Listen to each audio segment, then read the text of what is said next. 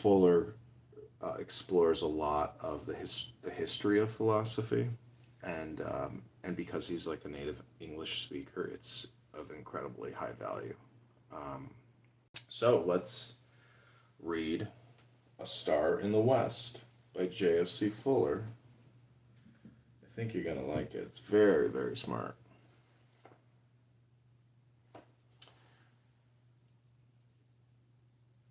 I feel like you might really enjoy it. Now, I don't need a sorcerer's apprentice, Chris, but you are doing the best job out of all of the people that I know. That's cool. You're doing great work. Somebody recently told me that I was doing great work, and I didn't know if I believed them or not. But you know what? I've read his work, and he has done great work. Like, he has caused a lot of chaos in the political social sphere of Chicago. People hate him. That's a kingly thing, you know. Okay, this is Star in the West. This is only going to go for a couple minutes, probably 6. This is page 294. But what is it? Crowley at once, with East and West, answers, a higher state of consciousness. That a higher consciousness exists is certain. That it is unknowable is certain, unless indeed we can truly unite it with itself. And that this supreme union is possible, he explains, prevents sense impressions from reaching the sensorium, and there will at least be a better chance of examining the interior. You cannot easily investigate a watch while it is going, nor does the reflection of the sun appear in a lake whose surface is constantly ruffled by wind and rain, by hail and thunderbolt, by the dividing of birds and the falling of rocks. In fact, throughout the whole of Volume 2 of the collected works runs a great river of esoteric mysticism, which in the earlier works was a glittering network of sparkling streams. In time we find the commandments of Yama and Niyama mentioned, though we must never forget that the conditions of success vary for every individual, and that Crowley might advise one pupil to drink more and another to abstain. He doubts that extreme virtue is a necessary condition for one who is desirous of attaining this state of bliss. Again, that extreme virtue is a necessary condition for one who is desirous of attaining this state of bliss. In the beginning of the Pentecost, descriptions of asana and pranayama. In strange and painful attitude I sat while he was very rude. With my eyes well fixed on my proboscis, I soon absorbed the yogi gnosis. Okay, this is part 1. Here's part 2. He taught me to steer clear of vices, the giddy waltz, the tuneful aria, those fatal foes of brahmacharya, and said how very mild and nice is one's luck to lop out truth in slices, a chance to chop up cosmic crises. He taught me A, he taught me B, he stopped my bachi and my tea. He taught me Y, he taught me Z. He made strange noises in my head. He taught me that, he taught me this. He spoke of knowledge, life, and bliss. He taught me this, he taught me that. He grew me mangoes in his hat. I brought him corn, he made good grist of it. And here, my Christian friend, the gist of it. In Science and Buddhism, there is a vivid description of pratyahara. Okay, that's part 2.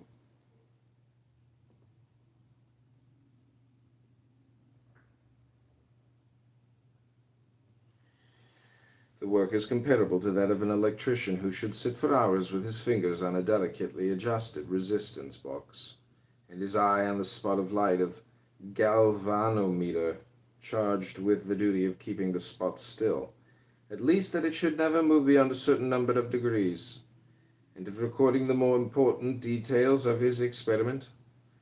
Our work is identical in design, though worked with subtler if less complex means. For the finger on the resistance box we will substitute the will, and its control extends but to the mind.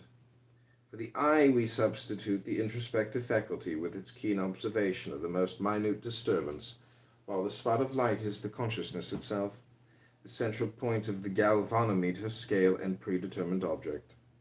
And the other figures in the scale are the objects, connected with the primary by order and degree, sometimes obviously, sometimes obscurely, perhaps even untraceably, so that we have no real right to predicate their connection.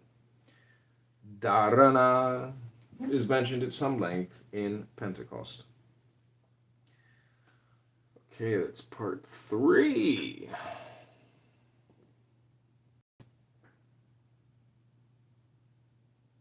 Okay, we have now created 15 clips. And these go straight to the short section on YouTube.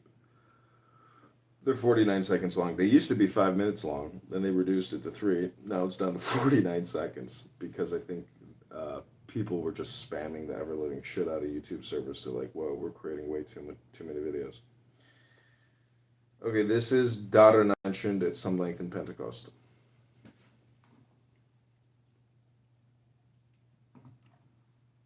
Olympus in a nutshell. I have a superior faculty to reasoning, which makes absurd, unthinkable, and wicked, too. A great deal that I know is true. In short, the mind is capable, besides mere ratiocination, 20 other things as well, the first of which is concentration. Bloom, concentration's midnight flower. After much practice to this end, I gain at last the long-sought power, which you believe you have this hour, but certainly have not, my friend, of keeping close the mind to one thing at a time, suppose the sun. I gain this reverence to Ganesh, and at that instant comprehend that past and future tenses vanish. What Fichte comprehends, division, thought, wisdom drop away. I see the absolute identity of the beholder and the vision. Then we come to the advanced stage known as dhyana.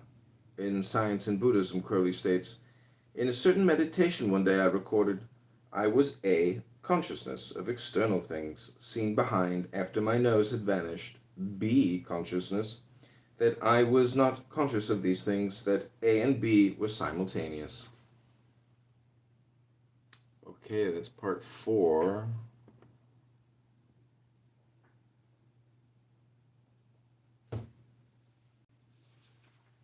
Okay, the new wine. Okay, this is going to be the last part.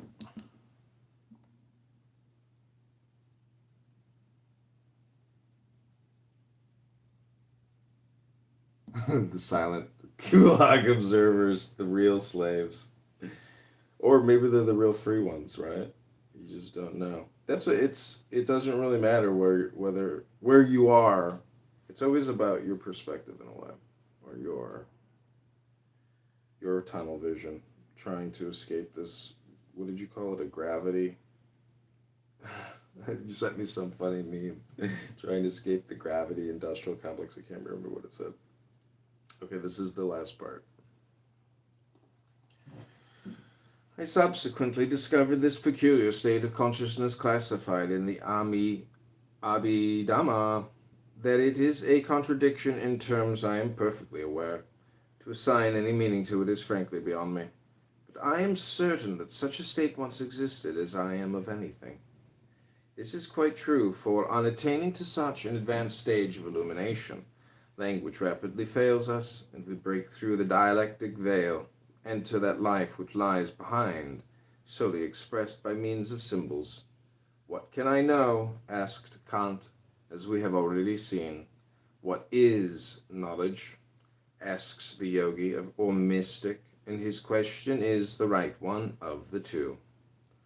I see a cat, Dr. Johnson says it is a cat. Berkeley says it is a group of stations. Kankaracharya says it is an illusion, an incarnation, or God, according to the hat he has got on and is talking through. Spencer says it is a mode of the unknowable. But none of them seriously doubt the fact that I exist, that a cat exists, that one sees the other. Or Bar Johnson hint, but oh, how dimly, at what I now know to be true, no, not necessarily true, but nearer the truth. Huxley goes deeper in his demolition of Descartes. With him I see a cat proves something called consciousness exists. He denies the assertion of duality. He has no datum to assert the denial of duality. I have. There the mystics of all lands' endeavor has been to slow the rate of change. Okay, that's part 5.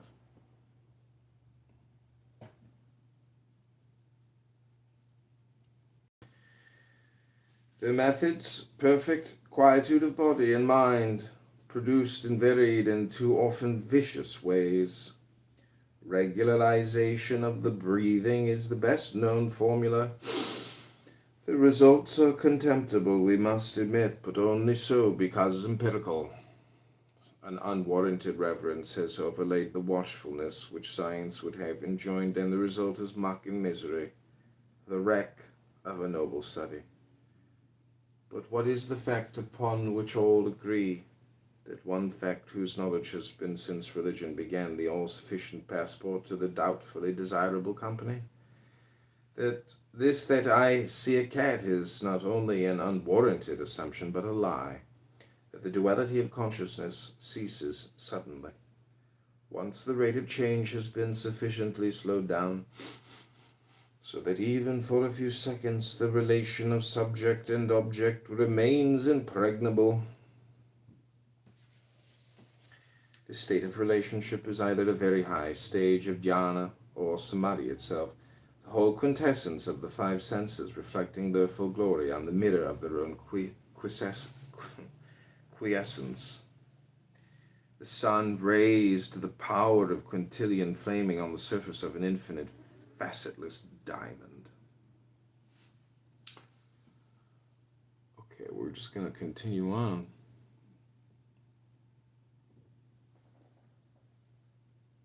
Okay, part 6.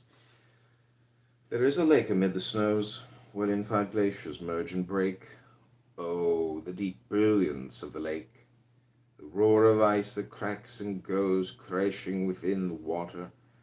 Glows the pale pure water, shakes and slides the glittering sun through emerald tides, so that faint ripples of young light laugh on the green. Is there a night so still and cold, a frost so chill, that all the glaciers be still? Yet in its peace no frost arise. Over the mountains steady stand, O sun of glory in the skies. Lone, above, unmoving, brand thy sigil, thy restless might, the abundant imminence of light. Ah! Oh, in the silence, in the dark, in the intangible, unperfumed, in vast abyss abide and mark the mind's magnificence assumed. In the soul's splendor, here is peace. Here earnest of assured release. Here is the formless, all-pervading spirit of the world, rising, fading, into a glory subtler still. Here the intense abode of will closes its gates, and in the hall is solemn sleep of festival. Peace, peace,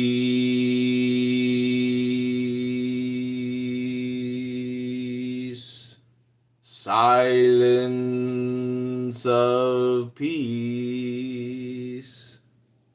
O visionless abode, cease, cease.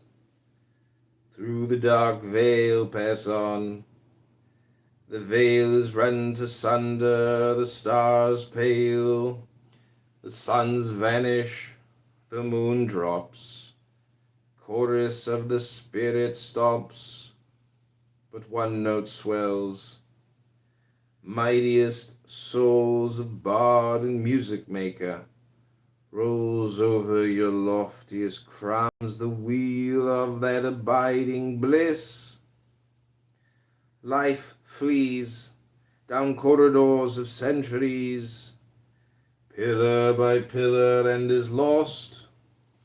Life after life in wild appeal cries to the master. He remains and thinks not. The polluting tides of sense roll shoreward.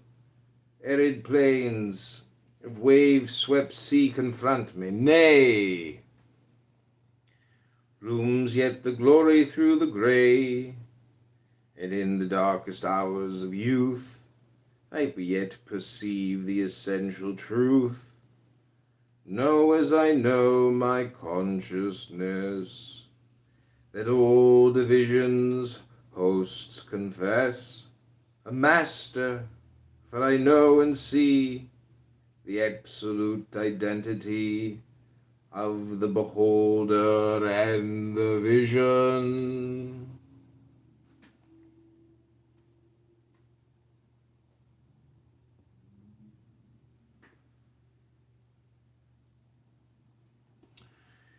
In a note to time, Dr. Maudsley explains the state of ecstasy or samadhi as follows.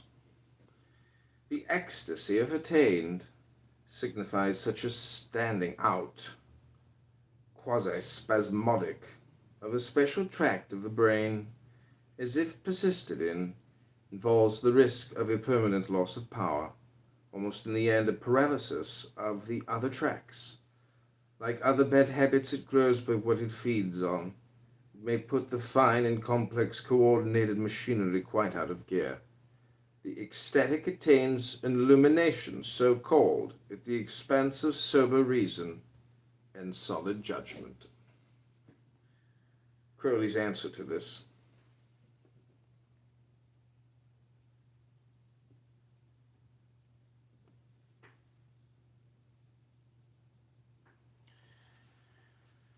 Mysticus would not, I think, wish to contest this view, but rather would argue that if this be the case, it is at least a choice between two evils. Sober reason and solid judgment offer no prize more desirable than death, after a number of years, less or greater, while ecstasy can, if the facts stated in the dialogue are accepted, give the joys of all these years in a moment. Ritchak says concerning this state,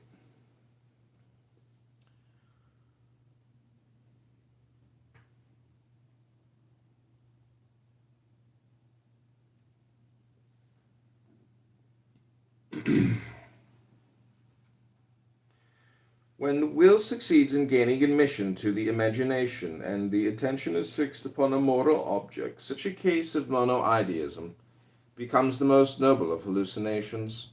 The nature of the facts in this case admits a prolonged attention for the moral object, far from being exhausted like objects of sense in one single intuition, extends and increases the longer it is dwelt on. Such an object will express itself in the mind, which is generous to give it persistent attention, under symbols which become more and more intense until the soul, all absorbed in them, is sublimely hallucinated, and returns to itself full of eloquence, enthusiasm, and courage. As Crowley again writes of this exalted state.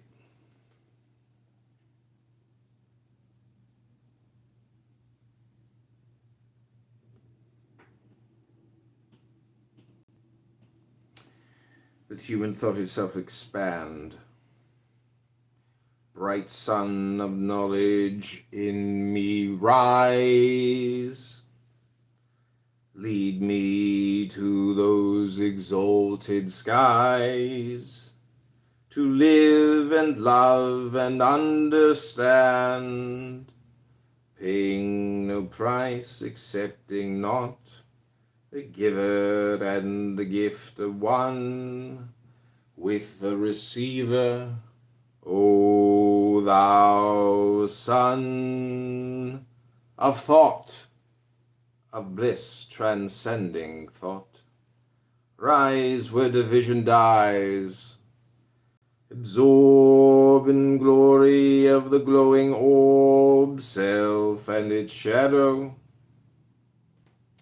and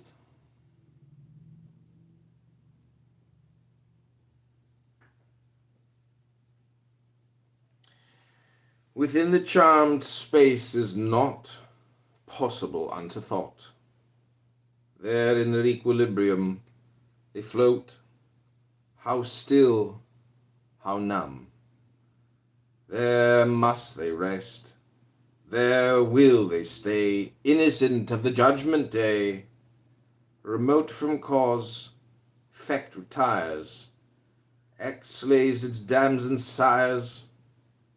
There is no hill, there is no pit, they have no mark to hit. It is enough, closed is the sphere, there is no more to hear. They perish not, they do not thrive, they are at rest, alive. This is the peace which passeth all understanding, a conscious communion with the Absolute by paths which lie beyond the dialectical, when the consciousness is full of God and is carried outside itself by a sublime alienation, which cannot be made intelligible in words.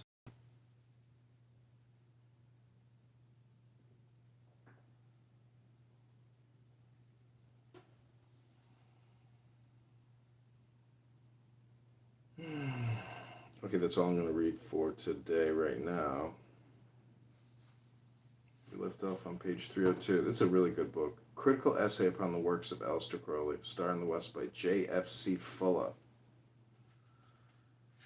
He was a World War II hero, military strategist. This is In the Dust Jacket by Eliphas Levi. This will be the last thing I read.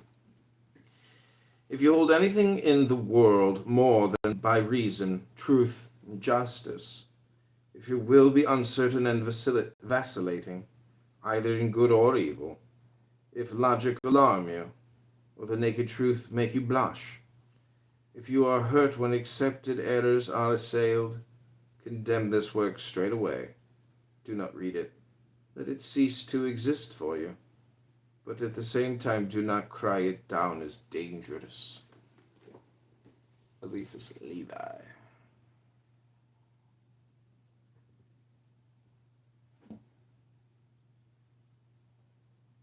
Okay, I'm going to end the room. This has been ESL Training. Maybe I should change the title, actually. Let's just change it to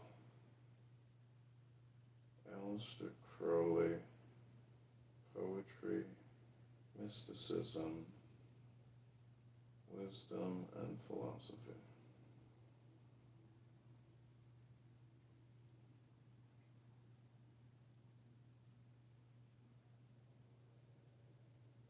What's interesting, Chris, is that this will show up in Issa's, profile. I don't know if she'll ever go back to listen to the whole thing, but this was, yeah, I doubt she'll ever go back to listen to it. Nobody ever really will. But anyways, I hope you really enjoyed the reading. I really enjoyed reading it. A lot of great mysticism and wisdom there. Thanks for being here. Thanks for playing the role of the Zen Sorcerer's Apprentice. Chris, the thing I have learned is that, the student ultimately becomes a much more powerful master. So anything you want to do to help the campaign is appreciated. You're doing great work doing these Clubhouse recordings. The Charlie Kirk Day of Murder celebration videos here on Clubhouse, in my opinion, are some of the best work I have filmed on this app. truly demonic and evil and total projection. From my perspective, doing all these recordings, like I want to have the projection show where every time there's a projection, it's like ding, ding, ding, ding, ding, and you're like, okay, you're actually talking about yourself here, and it's like you're confessing to being a psychotic murderer, you know. So it's so funny. Even with Jay Bruska, Catch a Con, that is a projection too. Can you catch a con? He's the con, yo. And I'm not saying we caught a con because he did donate to us, but in a way, it's like a double entendre becomes a triple, then a quadrennial, a quad. I don't. What is four entendres? What is 10 entendres? So this is the last thing I'll say. This horse trainer said to me one day as we were having a cocktail and smoking a joint on a balcony. He said, "In the horse racing business, people aren't two-faced; they're fucking three-faced, fucking four-faced, five-faced." I was like, "Holy shit!" Can you imagine being five-faced? So that's like the image of Saturn. You know, all these masks from the Rothschild dinner cocktail parties. Anyways, all right, this has been Aleister Crowley, Poetry, Mysticism, Wisdom, and Philosophy, read by John Kitover, candidate for the 16th District. Go to johnforcongress.com. I hope you've enjoyed this powerful neurolinguistic programming this morning. So, just want to finish by saying take the deep of the day.